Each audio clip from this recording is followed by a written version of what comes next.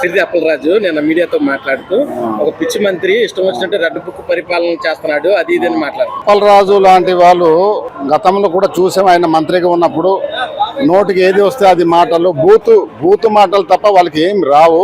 Law and order గతంలో ఉన్నప్పుడు ఒక డాక్టరు ఆయన మాస్క్ లేదని, కరోనా టైంలో మాస్క్ లేదని అడిగినందుకు వాడిని పిచ్చివాడిలాగా చేసి వాడిని నడి రోడ్డు మీద చంపినటువంటి ప్రభుత్వం వాళ్ళు. అప్పుడేమైంది లా అండ్ ఆర్డర్? ఒక ఎమ్మెల్సీ ఒక దళితుడిని చంపేసి డోర్ డెలివరీ చేశారు. అప్పుడేమైంది లా అండ్ ఆర్డర్? గతంలో ప్రభుత్వం మొత్తం లా అండ్ ఆర్డర్ ని పూర్తిగా ఉల్లంఘించింది.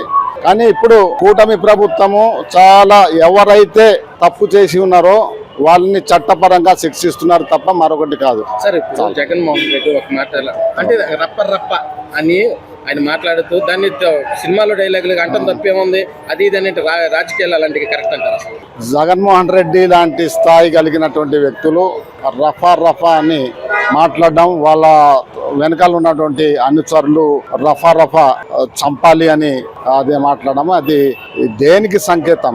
రఫా అన్నారు కదా, వాళ్ళకు ప్రజలే రఫా ఆడిస్తారని